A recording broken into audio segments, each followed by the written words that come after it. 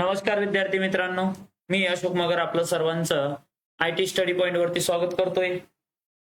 खूप दिवस झालेत या ठिकाणी काही कारणास्तव काही तांत्रिक अडचणी यामुळे आपल्या लेक्चरला खंडन पडले, पण येणाऱ्या जे आपल्यासाठी दिवस आहेत त्यामध्ये खंडन पडणार नाही।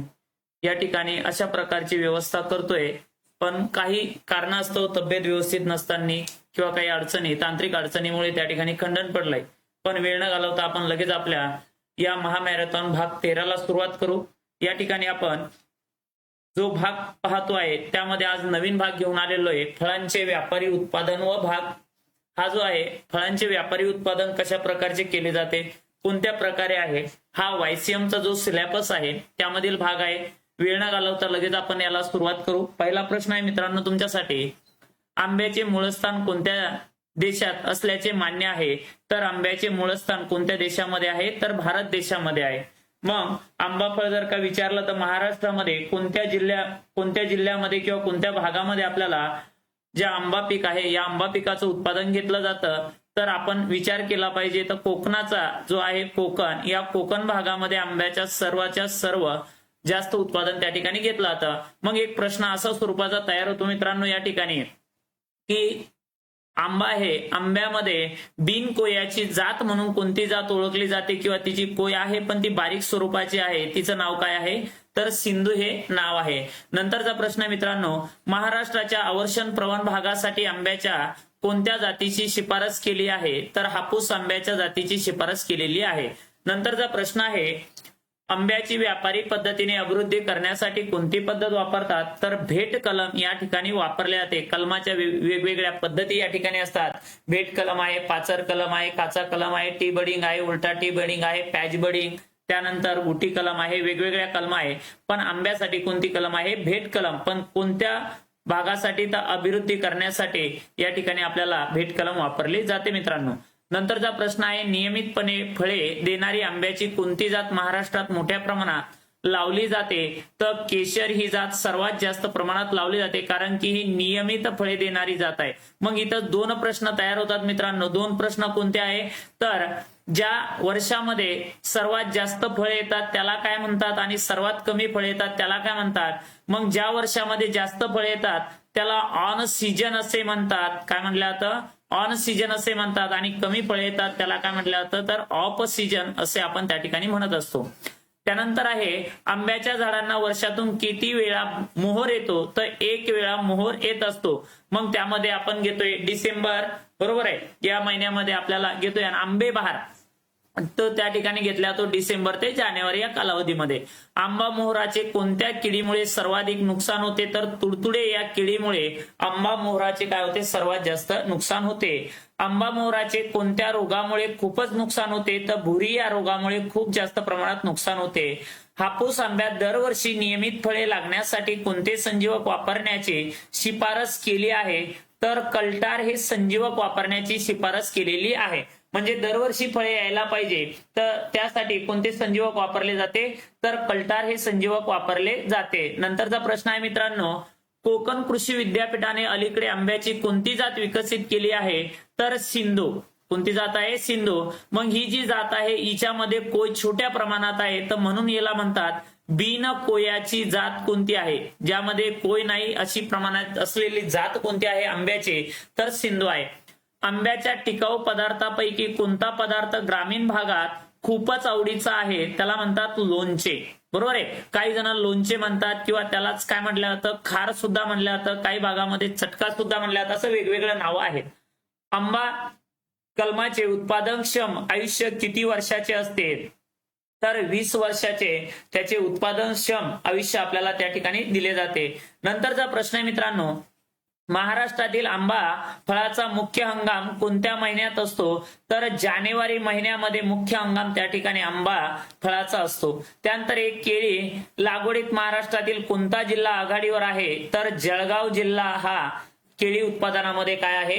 आघाडीवर आहे। म्हणजे सर्वात जास्त केळीचं उत्पादन जर आपण बघितलं तर जळगाव या जिल्ह्यामध्ये होते। महाराष्ट्राचं जेवढं उत्पादन निघत असेल त्यापेक्षाही जास्त उत्पादन आपल्याला जळगावचं निघते आणि जळगावची केळी काय आहे?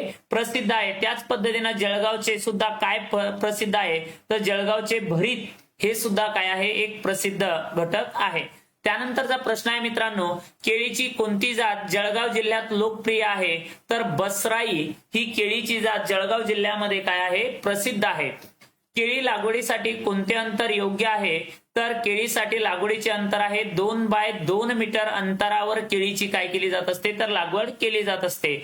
लागवडीपासून केळी निसवण्यास किती दिवसांचा कालावधी लागतो? तर त्या ठिकाणी दिलेले 250 दिवस त्या ठिकाणी त्याला कालावधी लागतो.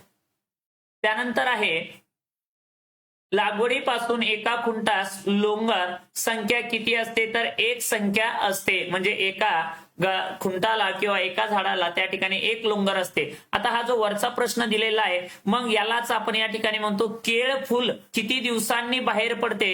तर आपण त्या ठिकाणी 9 महिने, काय म्हटलं मी मित्रांनो, 9 महिन्यांनी, आपल्याला 9 ते 10 महिन्यांनी त्या ठिकाणी केळ फुल बाहेर पडते. पण जर दिवसामध्ये विचारलं तर किती घेणार आहे आपण? 250 दिवस. म्हणजे जर का या 250 ला जर आपण या 9 महिन्यांनी भागितलं असेल, 9 त्रिक 27, 9 1 9 9 2 18, म्हणजे या ठिकाणी आपल्याला जर घेतलं तर एका महिन्यामध्ये किती दिवस आहे? तर 30 गुणाकारात जर 9 घेतलं, 9 त्रिक 27 म्हणजे 270 दिवस. म्हणजेच इथं किती महिने येणार आहे? 9 ते 10 महिन्यामध्ये त्या ठिकाणी काय केली जाते? केळ फुल बाहेर पडते. त्यानंतर एक केळीला कोणत्या प्रकारची जमीन मानवत नाही? तर निचरा न होणारी जमीन मानवत नाही. मग केळीला भारी जमीन लागते. काळ्या कसदार जमिनीचे सामू जो आहे किंवा काळी कसदार जमीन जी आहे ती आपल्याला केळी पिकासाठी आवश्यक असते. त्यानंतरचा प्रश्न आहे मित्रांनो, पिकलेल्या केळीत कोणता अन्न घटक सर्वाधिक प्रमाणात असतो? तर शर्करा हा सर्वाधिक प्रमाणामध्ये केळीमध्ये असतो.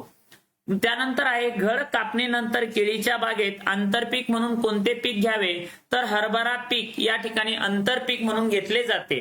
घड काढल्यानंतर तो पिकण्यास किती दिवसाचा कालावधी लागतो? तर 5 दिवसाचा कालावधी त्या ठिकाणी घड काढल्यानंतर त्या ठिकाणी लागत असतो.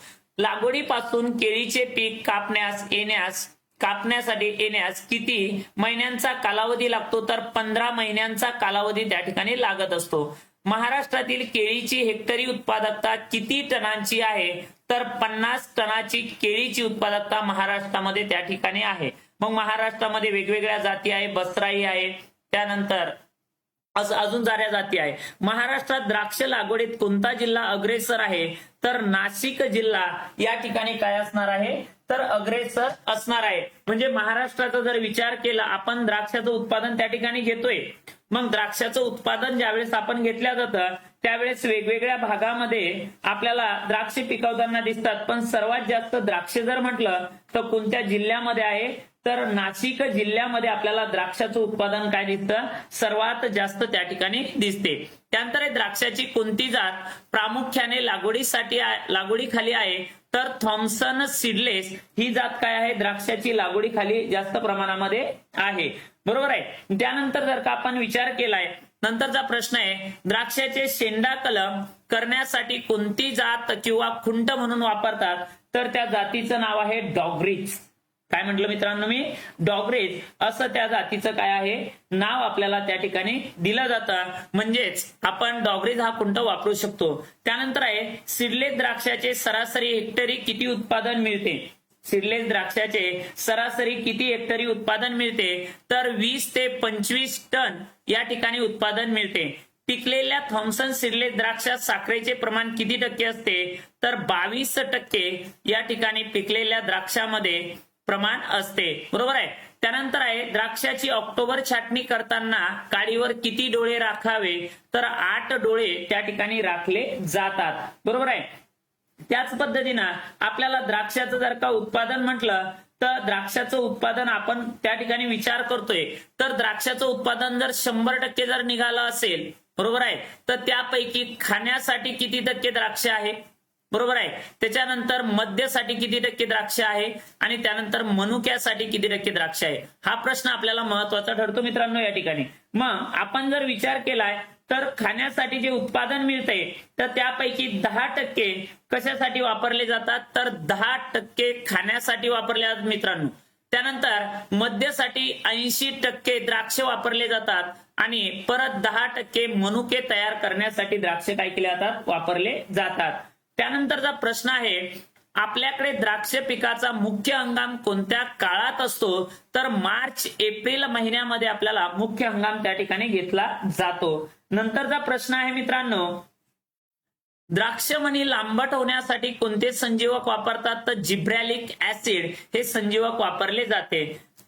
द्राक्षाची कोणती, बरोबर आहे, खालीलपैकी द्राक्षाची कोणती, हा जो प्रश्न आहे काय आहे, पिंक बेरी. मग जर आपण विचार केला, जर तुम्हाला म्हटलं मित्रांनो की द्राक्षाच्या कोणत्या कोणत्या जाती आहे, तर आपण त्या ठिकाणी पाहतोय, तर द्राक्षाच्या जाती म्हटलं तर त्यासाठी आपल्याला अनाबेशाही, काळी साहेबी, चिमा साहेबी, बरोबर आहे. तर जर विचार आपण करतोय की द्राक्षासाठी सर्वात महत्वाची जात आपल्याला जी आहे थॉम्सन सीडले. त्यानंतर द्राक्षावरती पडणारा रोग कोणता आहे, तर तो कोणता आहे, करपा हा रोग त्या ठिकाणी द्राक्षावरती पडतोय.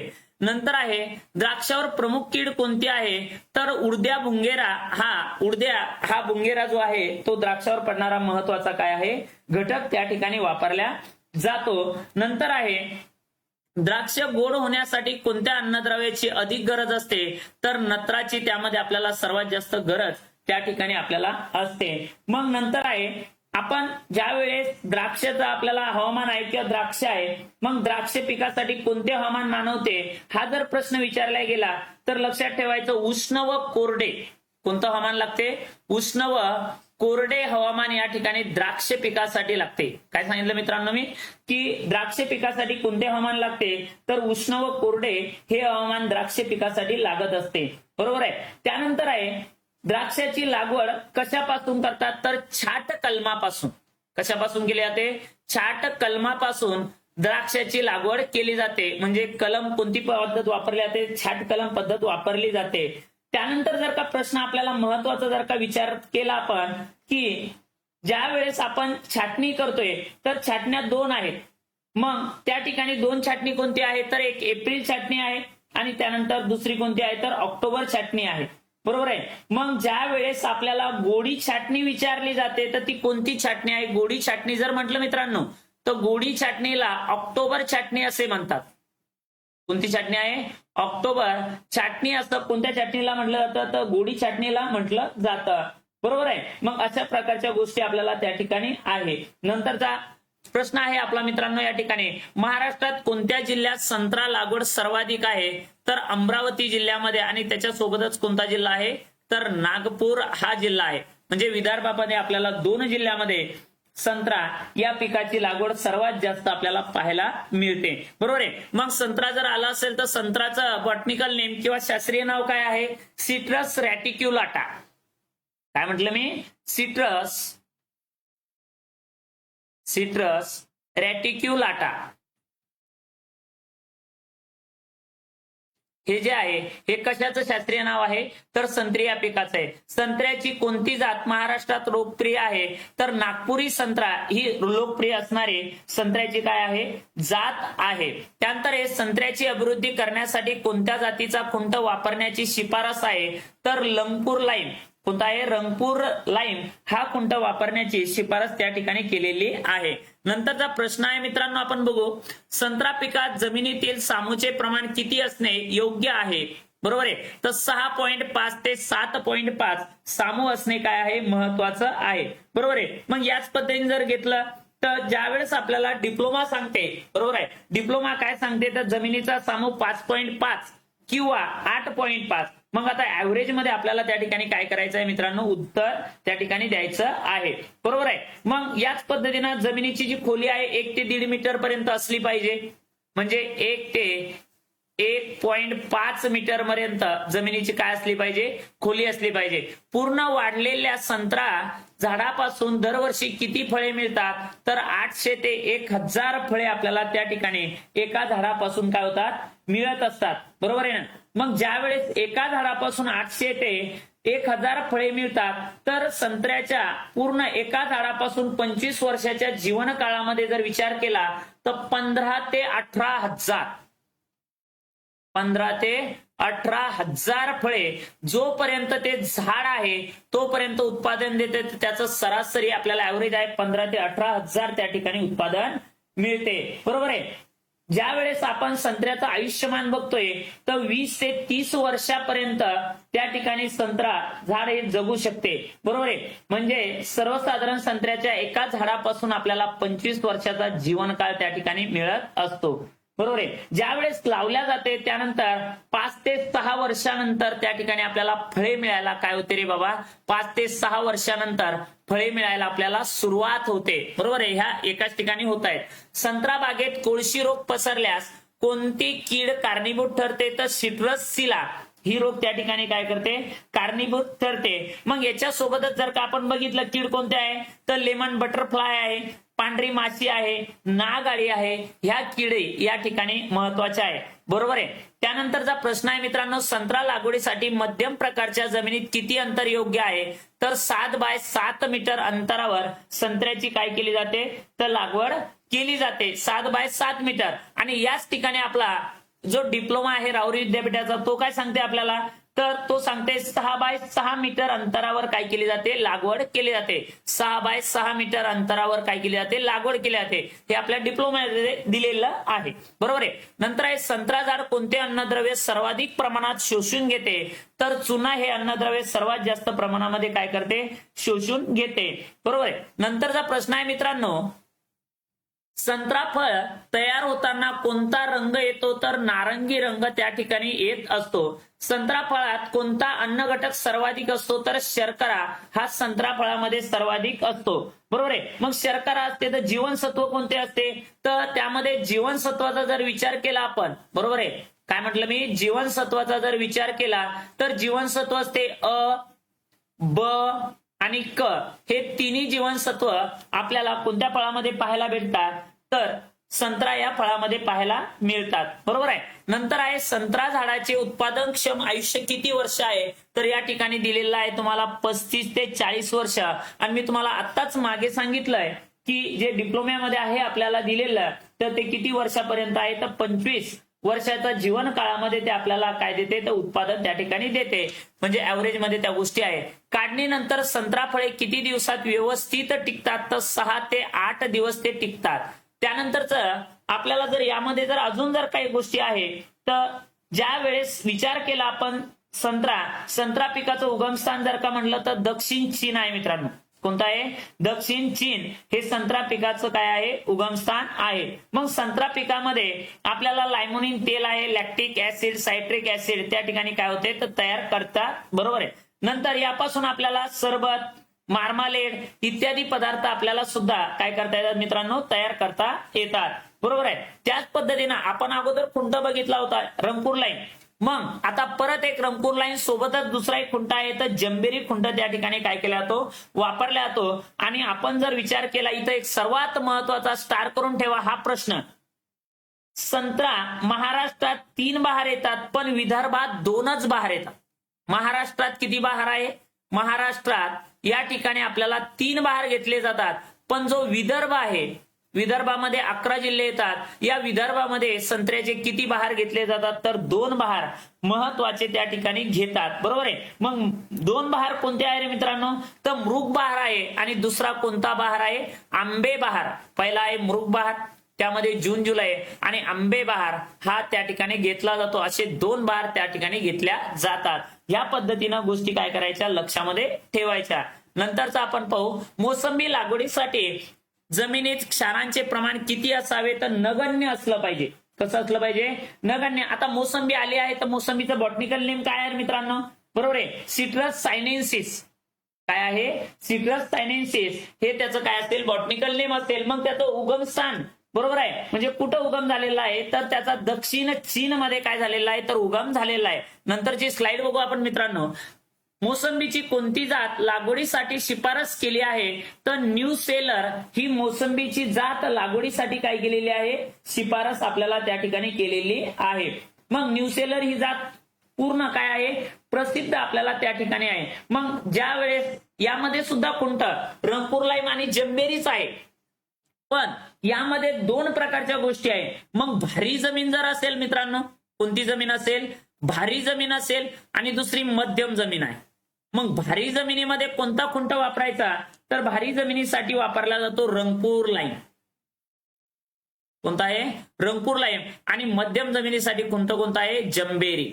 बरोबर आहे. हे खुंट त्या ठिकाणी काय केले जातात? वापरल्या जातात. मग या पद्धतीनं लक्षामध्ये ठेवण्याचा काय करायचा? प्रयत्न करायचा. बरोबर आहे. त्यानंतर आहे मोसंबीच्या फळात कोणते अन्न घटक सर्वाधिक असते? तर जीवनसत्वाचं प्रमाण त्या घटकामध्ये सर्वात जास्त आपल्याला पाहायला मिळते. नंतरचा प्रश्न आहे मोसंबीच्या मृग बहाराची फुले कोणत्या महिन्यात येतात? तर जून महिन्यामध्ये त्या ठिकाणी फुले येतात. मोसंबी कलमे करण्यासाठी कोणता खुंट निवडावा? तर रंगपूर लाईम खुंट निवडावा. पण भारी जमिनीसाठी रंगपूर लाईम आणि मध्यम जमिनीसाठी जंबेरी खुंट आहे. मोसंबीवरील कोणती कीड फारच नुकसान करते? तर लेमन कॅटरपिलर. काय आहे? लेमन कॅटरपिलर ही जी कीड आहे ही सर्वात जास्त नुकसानकारक आपल्या मोसंबी पिकावर त्या ठिकाणी करत असते. नंतरचा प्रश्न आहे मित्रांनो तुमच्यासाठी मोसंबीवरील कोणती कीड फारच नुकसान करते? तर काय आहे? लेमन कॅटरपिलर ही आहे. बरोबर आहे. त्यानंतर आहे मोसंबीवरील कोणता रोग भयानक आहे? तर डायबॅक. कोणता आहे? डायबॅक हा रोग सर्वात महत्वाचा किंवा भयानक रोग आपल्याला त्या ठिकाणी कोणत्या पिकावर घेतला जातो? तर मोसंबी पिकावर येत असतो. मोसंबीचे उत्पादनक्षम आयुष्य किती वर्ष आहे? तर 40 वर्ष त्या ठिकाणी आहे. मोसंबी लागवडीसाठी कलमाचे वय किती महिन्याचे असावे? तर 18 महिन्याचे त्या ठिकाणी वय असावे. मोसंबी लागवडीसाठी योग्य अंतर किती असावे? तर 6 बाय 6 मीटर अंतरावर मोसंबीची काय केली जाते? तर लागवड त्या ठिकाणी केली जाते. आता जी वयाची कलमे आहे इथं 18 महिने आहे, तर आपल्याला ते 18 ते 21 महिने ही काय आहे? तर हा घटक या ठिकाणी महत्वाचा आहे. मग 18 महिने चालते आणि 18 ते 21 महिने सुद्धा महत्वाचे आहेत. बरोबर आहे. त्यानंतर जर का प्रश्न बघितला आपण पूर्ण वाढलेल्या मोसंबीच्या झाडापासून वर्षाला किती फळे मिळतात? तर 600 फळे आपल्याला त्या ठिकाणी पूर्ण वाढलेल्या एका झाडापासून मिळतात. तर पूर्ण वाढ झालेल्या फळापासून आपल्याला राहुरी विद्यापीठ सांगते की 800 ते 1000 फळे मिळू शकतात. किती मिळू शकतात? 800 ते 1000 फळे या ठिकाणी आपल्याला कशापासून मिळू शकतात? तर मोसंबीच्या या झाडापासून आपल्याला मिळू शकतात. बरोबर आहे. त्याच्यानंतरचा प्रश्न आहे मित्रांनो तुमच्यासाठी मोसंबीचे आंबे बहाराची फुले कोणत्या महिन्यात येतात? काय सांगितलं? मोसंबीस आंबे बहाराची फुले कोणत्या महिन्यात येतात? तर मार्च महिन्यामध्ये त्या ठिकाणी ती फुले काय होत असतात? तर येत असतात. बरोबर आहे. नंतरचा प्रश्न आहे मित्रांनो लिंबू लागवड कोणत्या प्रकारच्या जमिनीत करू नये? तर पोयट्याच्या जमिनीमध्ये लिंबाची लागवड करू नये. मग आता लिंबू आला असेल तर लिंबाचं शास्त्रीय नाव काय आहे रे मित्रांनो? Citrus lemon. काय आहे?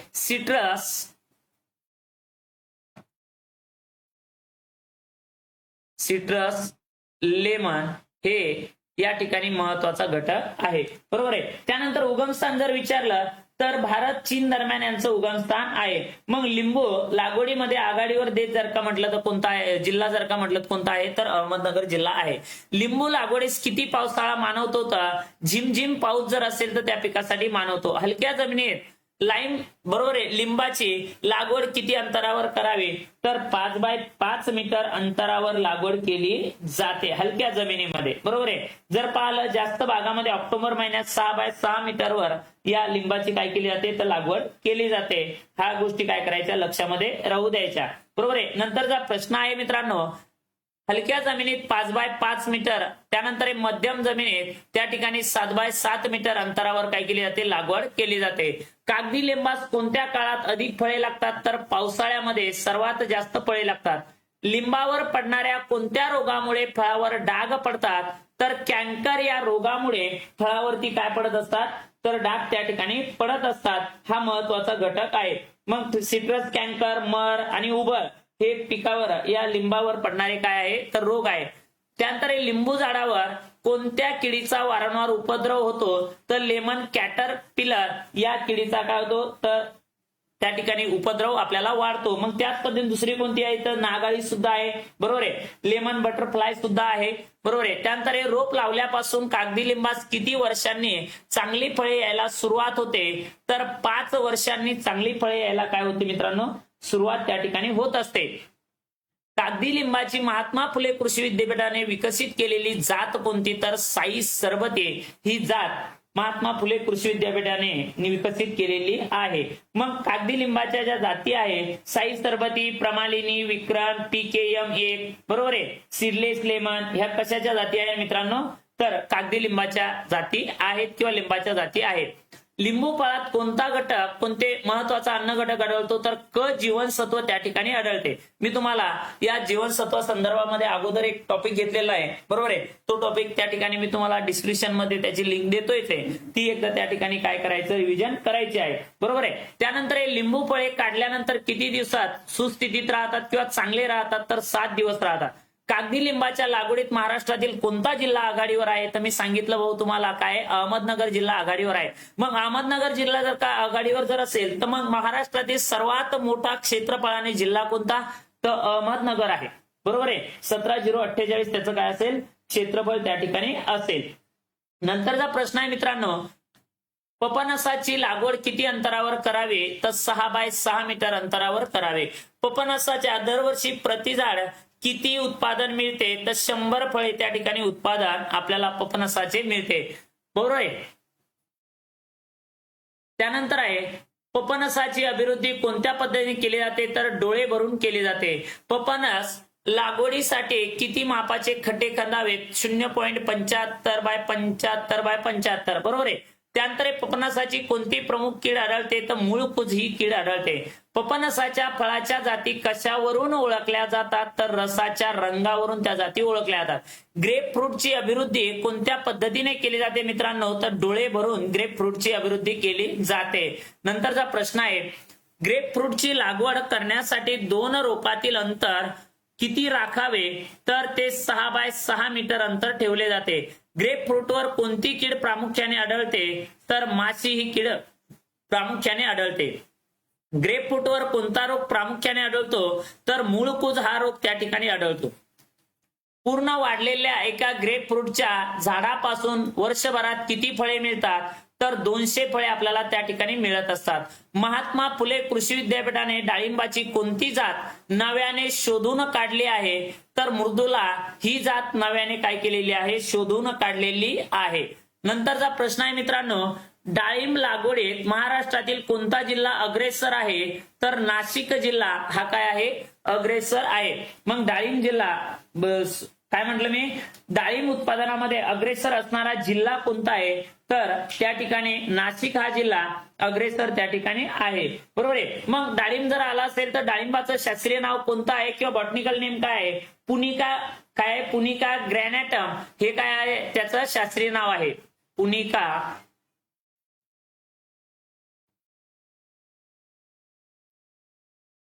ग्रॅनेटम हे काय आहे, शास्त्रीय नाव आहे. डाळिंबास मृग बहाराची फुले कोणत्या महिन्यात येतात, तर जून महिन्यामध्ये फुले येत असतात. डाळिंबाची अभिवृद्धी प्रामुख्याने कोणत्या पद्धतीने केली जाते, तर गुटी कलमाने डाळिंबाची अभिवृद्धी त्या ठिकाणी केली जाते. मग डाळिंबाचे उगमस्थान जर विचारलं मित्रांनो, तर इराण हा देश डाळिंबाचे काय आहे, उगमस्थान आहे. तर त्याच पद्धतीने दुसरा प्रश्न ध्यानात ठेवायचा अगदी महत्वाचा आहे, डाळिंबाचे आगार म्हणून कशाला ओळखले जाते, तर कंदहार अफगाणिस्तानला डाळिंबाचे आगार असे सुद्धा म्हटले जाते. मग डाळिंब पिकाखाली सर्वात जास्त क्षेत्र कोणत्या राज्यात आहे, तर महाराष्ट्रामध्ये सर्वात जास्त क्षेत्र आहे. पाणी टंचाई भागात डाळिंबाचा कोणता बहार धरण्याची शिफारस आहे, तर मृग बहार धरण्याची शिफारस आहे. डाळिंबाची लागवड किमान किती अंतरावर करावी, तर 4 बाय 4 मीटर अंतरावर डाळिंबाची लागवड त्या ठिकाणी केली जाते, बरोबर आहे मित्रांनो. त्याच पद्धतीने जर का आपण विचार केला, डाळिंबासाठी सर्वात महत्वाचा बहार, बरोबर आहे, डाळिंबासाठी कोणता बहार महत्वाचा आहे, तर आंबे बहार. पण जर पाणी कमी असेल तर मृग बहार त्या ठिकाणी घेतला जातो, बरोबर आहे. मग ज्यावेळेस बहार घेतला जातो फळे, बरोबर आहे, फुले लागल्यापासून 4 ते 5 महिन्यामध्ये त्या ठिकाणी काय होतात, तर काढणीस तयार होत असतात, हे लक्षामध्ये ठेवायचं. त्यानंतर आपण 2 बहार सांगितले, एक आंबे बहार सांगितला आणि दुसरा कोणता, मृग बहार सांगितला. मग मृग बहाराची फळे आपल्याला नोव्हेंबर जानेवारी मध्ये काढायला भेटतात, तर आंबे बहाराची फळे जून ते ऑगस्ट महिन्यामध्ये आपल्याला काढण्यासाठी मिळत असतात, बरोबर आहे. त्यानंतर पूर्ण वाढीच्या व योग्य निगा राखलेल्या डाळिंबाच्या एका झाडापासून एका बहारात किती फळे मिळतात, तर 250 ते 300 फळे आपल्याला त्या ठिकाणी मिळत असतात, बरोबर आहे. त्यानंतर डाळिंबाची बाग जी आहे ही चांगले किती वर्ष उत्पादन देते, तर 25 ते 30 वर्ष आपल्याला उत्पादन देत असते. डाळिंबास फुले लागल्यापासून फळे तयार व्हायला सुमारे किती दिवस लागतात, तर 150 दिवस त्या ठिकाणी लागतात. बरोबर, मी तुम्हाला सांगितलं मित्रांनो 4 ते 5 महिन्याचा काय लागतो तर कालावधी लागतो. 4 ते 5 महिने इथं आपल्याला कशामध्ये दिलेला आहे मित्रांनो तर दिवसामध्ये दिलेला आहे. डाळिंबाचे मूळस्थान कोणते आहे तर इराण हे काय आहे डाळिंबाचे मूळस्थान आहे. पण जर का डाळिंबाचे आगार जर का म्हणलं, काय म्हटलं मित्रांनो मी तुम्हाला आगार जर का म्हणलं तर सांगायचं कंदहार अफगाणिस्तान. काय आहे कंदहार अफगाणिस्तान हे डाळिंबाचे काय आहे तर आगार त्या ठिकाणी आहे. डाळिंब रसात कोणता घटक सर्वाधिक असतो तर डाळिंबामध्ये काय असते तर शर्करा सर्वात जास्त प्रमाणामध्ये त्या ठिकाणी आपल्याला आढळून येते. बरोबर आहे. त्यानंतरचा प्रश्न आहे मित्रांनो या ठिकाणी की डाळिंबाची फळे काढल्यानंतर खोलीच्या तापमानाला किती आठवडे व्यवस्थित राहतात तर 2 आठवडे त्या ठिकाणी चांगल्या प्रमाणामध्ये राहतात. त्यानंतर आहे आता आपण डाळिंब बघितलंच आहे तर डाळिंबामधल्या काही गोष्टी आपल्याला या ठिकाणी मी सांगतो तुम्हाला त्या महत्वाच्या आहेत. मग त्यामध्ये सर्वात महत्वाची गोष्ट म्हणजे काय तर क्षेत्र उत्पादनामध्ये पहिल्या क्रमांकाचं राज्य कोणतं आहे तर महाराष्ट्र आहे. डाळिंबासाठी कोणते हवामान महत्वाचे आहे तर कोरडे व समशीतोष्ण हवामान डाळिंबासाठी महत्वाचे आहे. बरोबर आहे. त्याच पद्धतीने डाळिंबासाठी जडीबुटी कलम आहे पण त्यासोबतच छाट कलम आणि मात्र बियापासून सुद्धा काय छाट कलमापासून करतात मात्र बियापासून याची लागवड करत नाही किंवा अभिवृद्धी होत नाही. कोणत्या पिकाची तर डाळिंब पिकाची अभिवृद्धी होत नाही. आता एक प्रश्न येतो खालीलपैकी कोणते फळझाड त्या ठिकाणी एकापेक्षा जास्त खोडावर त्या ठिकाणी वाढवले जाते तर डाळिंब हे फळझाड जे आहे तर एकापेक्षा जास्त खोडावर वाढवले जाते. ते किती खोडावर वाढवले जाते तर 2 ते 3 खोडावरती त्या ठिकाणी काय केले जाते मित्रांनो तर वाढवले जाते. ह्या गोष्टी काय करायच्या लक्षामध्ये ठेवायच्या कारण की येणाऱ्या परीक्षेसाठी आपल्याला ह्या महत्वाच्या गोष्टी ठरतील. बरोबर आहे. त्यानंतर जर का आपण पाहिलं ज्या वेळेस आपण डाळिंब बघतोय तर डाळिंबाच्या कोणत्या कोणत्या जाती आपल्याला महत्वाच्या आहेत. मग त्यामध्ये मृदुला आहे भगवा आहे बरोबर आहे गणेश आहे जी 137 आहे आळंदी आहे बरोबर आहे. पेपर रोल ही जात कशाची आहे तर ती डाळिंबाची जात आहे हे लक्षात ठेवायचं मित्रांनो. बरोबर आहे. ढोलका सुद्धा कशाची आहे तर डाळिंबाची जात आहे. बरोबर. नंतरचा आपण प्रश्न बघू आहे या ठिकाणी आपण नेक्स्ट स्लाइड पेरू आहे. आता पेरू म्हणजे काय ज्यावेळेस आपण विचार करतोय पेरू कशाला म्हणतात तर पेरू हा काय असणार आहे तर जांब असणार आहे. बरोबर आहे. मग पेरूचं जे आहे पेरूची कोणती जात डॉक्टर चिमा यांनी शोधून काढलेली आहे तर ती सरदार ही जात काय केलेली आहे डॉक्टर चिमा यांनी काय केलेली आहे तर शोधून काढलेली आहे. बरोबर आहे. मग आपण पेरू बघितलाच. मग या पेरूचं जे शास्त्रीय नाव आहे ते कोणतं आहे पीसीडीएम गजायवा. काय म्हटलं मित्रांनो मी पीसीडीएम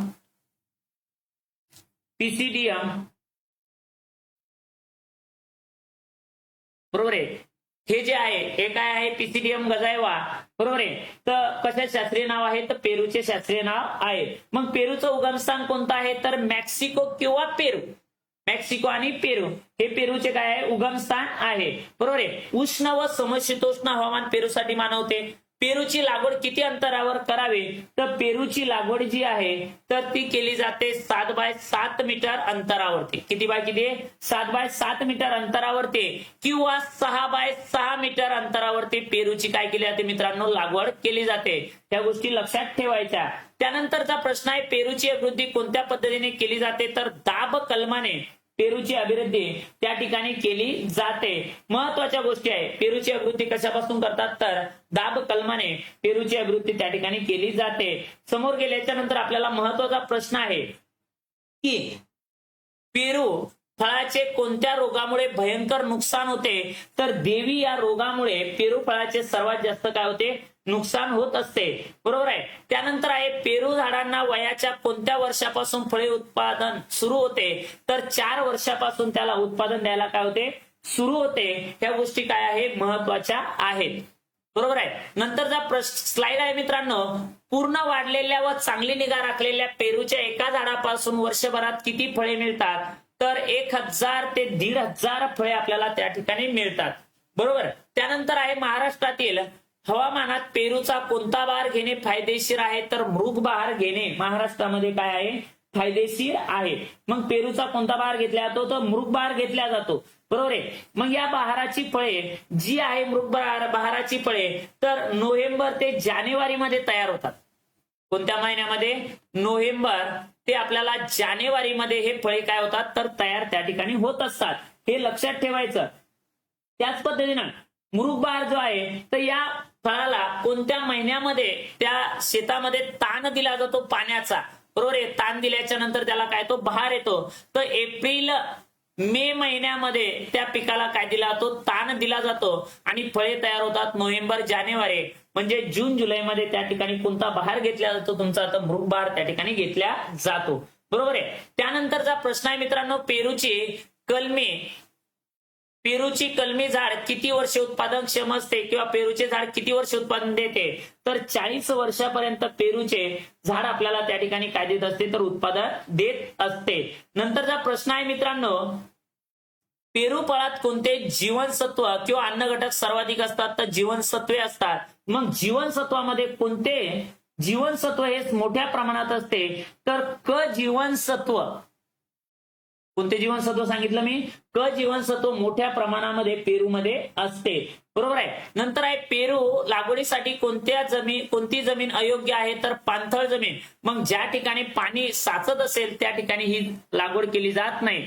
पेरूची फळे काढल्यानंतर किती दिवस व्यवस्थित राहतात? तर 3 ते 4 दिवस व्यवस्थित राहत असतात. चुनखडीयुक्त जमिनीत पेरूच्या झाडावर कोणती विकृती दिसून येते? तर पाने लाल होतात, ही विकृती आपल्याला त्या ठिकाणी दिसून येते. मग त्यानंतरचा मला 2-3 प्रश्न सांगायचे आहे की पेरूवर रोग आहे, तर पेरूवर रोग कोणते आहे? तर देवी हा महत्वाचा रोग आहे. त्यानंतर फळे सडणे, लाल पाने, त्यानंतर किडी जर विचारल्या तर फळमाशी आहे, पिट्या, ढेकूण आहे, साल पोखरणारी अळी आहेत, अशा प्रकारच्या किडी त्या पिकावर येतात. मग आता जर विचार केला आपण तर ज्या वेळेस पेरूची आपल्याला जाती आहेत किंवा जाती विचारल्या जातात तर सरदार ही जात महत्वाची आहे, तिलाच म्हणतात लखनौ 49. त्यानंतर आहे कोथरूड, ढोलका, बरोबर आहे. अलाहाबाद, सफेदा ह्या कशाच्या जाती आहेत? तर पेरूच्या जाती आपल्याला पाहायला महत्वाच्या आहेत, बरोबर आहे. मग जास्त पावसाच्या दमट हवामानाच्या भागामध्ये कोणत्या रोगाचा प्रादुर्भाव होतो? तर देवी या रोगाचा प्रादुर्भाव आपल्याला पेरूवरती दिसून येतो. या गोष्टी लक्षात ठेवायच्या. नंतर आपल्याला प्रश्न आहे मित्रांनो तुमच्यासाठी, पपईचे उगमस्थान कोणता देश आहे? तर पपईचे उगमस्थान मलाया आहे. काय आहे? मलाया. मग पपईचे उगमस्थान आपण घेतो तर पपईचे उगमस्थान आहे मलाया या देशामध्ये पपईचं काय आहे? उगमस्थान आहे. नंतर आहे मित्रांनो, पपई पिकास कोणत्या प्रकारची जमीन मानवत नाही? तर चुनखडीची जमीन पपई या पिकास मानवत नाही. मग चुनखडीची जमीन आहे ही पपई या पिकास काय होत नाही तर मानवत नाही. त्या पपईवर कोणती प्रमुख कीड आढळते? तर पपईवर कोळी ही प्रमुख कीड त्या ठिकाणी आढळत असते. नंतरचा प्रश्न आहे मित्रांनो, पपईवर कोणता प्रमुख व घातक रोग आढळतो? तर व्हायरस हा पपईवर आढळणारा महत्वाचा घातक रोग आहे, बरोबर आहे. मग आता ज्यावेळेस आपण पपई या पिकाबद्दल माहिती बघतो आहे तर पपई या पिकाचं बॉटनिकल नेम काय आहे? तर सगळ्यात सोपं, पपईचं बॉटनिकल नेम कॅरिका पपया. हे जे आहे या पपई पिकाचं काय आहे? शास्त्रीय नाव आहे. मग हिचं मूळस्थान म्हटलं तर दक्षिण मेक्सिकोमध्ये आपल्याला पपईचे मूळस्थान त्या ठिकाणी पाहायला मिळते. त्यानंतर आहे लागवडीनंतर पपईचे पहिले फळ तयार व्हायला किती महिने लागतात? तर 12 महिने आपल्याला पहिले फळ त्या ठिकाणी लागते. आणि इथंच एक प्रश्न ध्यानात ठेवायचा, सतत फळे येऊन नष्ट होणारं फळझाड कोणतं? तर कोणतं आहे? तर पपई आहे. पपई फळाच्या चिकापासून कोणता पदार्थ बनवला जातो? तर पेपेन. काय बनवला जातो? पेपेन हा घटक त्या ठिकाणी बनवला जातो. महत्वाची गोष्ट आहे, बरोबर आहे ना. मग ज्या वेळेस आपण पपई पासून आपण काय बनवतोय आपण तर पेपेन त्या ठिकाणी बनवतोय किंवा त्याच्यासोबतच आपल्याला काय म्हणतो आपण चिरी हा घटक सुद्धा त्या ठिकाणी पपई पासून बनवला जातो. मग ज्या वेळेस पपईच्या एका झाडापासून संपूर्ण काळामध्ये आपल्याला किती पेपेन मिळते? काय म्हटलं मी? एका झाडापासून तिच्या आयुष्यामध्ये किती पेपेन मिळते? तर 250 ते 450 ग्रॅम मित्रांनो. 250 ते 450 ग्रॅम आपल्याला काय मिळते रे मित्रांनो? पेपेन त्या ठिकाणी एका झाडापासून मिळत असते. हे लक्षात ठेवायचं. आणि याच पद्धतीने दुसरा एक घटक आहे की पपईच्या एका झाडापासून पाऊण किलो चीक मिळतो, बरोबर आहे ना. 750 ग्रॅम 750 ग्रॅम पपईचा आपल्याला काय मिळतो, चीक त्या ठिकाणी मिळत असतो. पपई लागवड किती अंतरावर केली जाते, 2.5 बाय 3.5 मीटर अंतरावर पपईची लागवड त्या ठिकाणी केली जाते. त्यानंतरचा प्रश्न आहे मित्रांनो, पपई पिकास कोणते हवामान चांगले मानवते, तर उष्ण हवामान पपई पिकास चांगल्या प्रकारे मानवते. बरोबर आहे, या गोष्टी काय करायच्या, लक्षात ठेवायच्या. पपईची जी लागवड आहे आपण ही वर्षातून 3 वेळा करता येते. किती वेळा करता येते, 3 वेळा. बरोबर आहे. पपईचे उत्पादनक्षम आयुष्य किती वर्ष आहे, तर 2 वर्ष. तर इथं सतत फळे येऊन नष्ट होणारे पीक जर विचारलं तर कोणतं आहे, पपई. पपईच्या पक्व फळात कोणते जीवनसत्व विपुल प्रमाणात असते, तर अजीवनसत्व त्यामध्ये विपुल प्रमाणामध्ये असते. बरोबर आहे. कार्बोहायड्रेट सुद्धा पपईमध्ये आपल्याला आढळते. नंतर आहे पेन उत्पादनासाठी पपईच्या कोणत्या जातीची लागवड फायदेशीर आहे, तर कोटू या जातीची लागवड आपल्याला काय आहे, महत्वाची, फायदेशीर आहे. नंतर आहे महाराष्ट्रात अंजिराची लागवड प्रामुख्याने. बर, त्याच्या अगोदर आपण पपईवरचे 2-4 प्रश्न आपल्याला माझ्या मते जे महत्वाचे आहे ते आपण पाहू. बरोबर आहे. ज्या वेळेस पपई आहे, पपई या पपईच्या झाडाचे आयुष्य 3 ते 4 वर्ष असते. मी तुम्हाला 2 वर्ष सांगितले तर 3 ते 4 वर्ष सुद्धा असते. दरवर्षी 1 ते 2 किलो वजनाचे 30 ते 50 फळे पपईच्या प्रत्येक झाडापासून आपल्याला मिळत असतात. या गोष्टी लक्षात ठेवायच्या. मग त्यानंतर पपईच्या जाती आपण बघितल्या होत्या, तर एकच जात आपण बघितली, कोटू. पण त्याच्यासोबत पुसा मॅजेस्टी आहे, वॉशिंग्टन आहे, त्यानंतर कुर्ग हनीड्यू आहे. बरोबर आहे. तैवान 786 आहे. ह्या जाती महत्वाच्या आहेत. बरोबर आहे. त्यानंतर आपण जर विचार केला पपईच्या उभयलिंगी जातीचे बियाणे हेक्टरी किती लागते, तर 100 ग्रॅम बियाणे लागते. कोणत्या जातीचे, उभयलिंगी. बरोबर आहे. तर किती ग्रॅम लागते, तर 100 ग्रॅम हेक्टरी बियाणे त्या ठिकाणी पपईच्या या जातीचे लागत असते. मग पपईची जी अभिवृद्धी आहे कशापासून केली जाते, तर पपईची अभिवृद्धी बियापासून त्या ठिकाणी केली जाते. बरोबर आहे. त्यानंतर जर आपण बघू आता पीक आहे आपलं महत्वाचं कोणतं, तर अंजीर. महाराष्ट्रात अंजिराची लागवड प्रामुख्याने कोणत्या जिल्ह्यात होते, तर पुणे जिल्ह्यामध्ये अंजिराची लागवड त्या ठिकाणी केली जाते. बरोबर आहे ना. पुण्यामध्ये सर्वात जास्त कशाचं उत्पादन मिळते, तर अंजिराचं उत्पादन मिळते. बरोबर आहे. मग अंजिराचं उगमस्थान जर विचारलं मित्रांनो तुम्हाला, तर दक्षिण अरबस्तान हे अंजिराचे काय आहे, उगमस्थान आहे. अंजिराची कोणती जात लागवडीखाली आहे, तर पुना फिग ही अंजिराची जात आहे. ही सर्वात जास्त लागवडीसाठी किंवा लागवडीखाली आहे असं त्या ठिकाणी मानलं जातं. मग पुणे काय आहे, पुना फिग आहे. त्याच पद्धतीने जर विचारलं दिनकर, बरोबर आहे, दियन्ना, एक्सेल आणि कोनंद्रिया ह्या सुद्धा आपल्याला कशाच्या जाती आहेत, तर अंजिराच्या जाती आहेत. नंतरचा प्रश्न आहे मित्रांनो, अंजिराची कोणती जात मराठवाडा कृषी विद्यापीठाने विकसित केली आहे, तर दौलताबाद. कोणती आहे, दौलताबाद ही जात मराठवाडा कृषी विद्यापीठाने काय केलेली आहे, विकसित केलेली आहे. हा घटक या ठिकाणी काय आहे, महत्वाचा आहे. अंजिराची लागवड किती अंतरावर केली जाते, तर 6 बाय 6 मीटर अंतरावरती अंजिराची लागवड त्या ठिकाणी केली जाते. किती मीटर अंतरावर सांगितलं मित्रांनो मी, 6 बाय 6 मीटर अंतरावर त्या ठिकाणी केली जाते. आता एक प्रश्न या ठिकाणी लक्षात ठेवायचा, आता मी सांगतोय तुम्हाला ते प्रश्न काय महत्वाचे आहे. अंजिराचे फळ, बरोबर आहे, हे शक्तिवर्धक फळ आहे.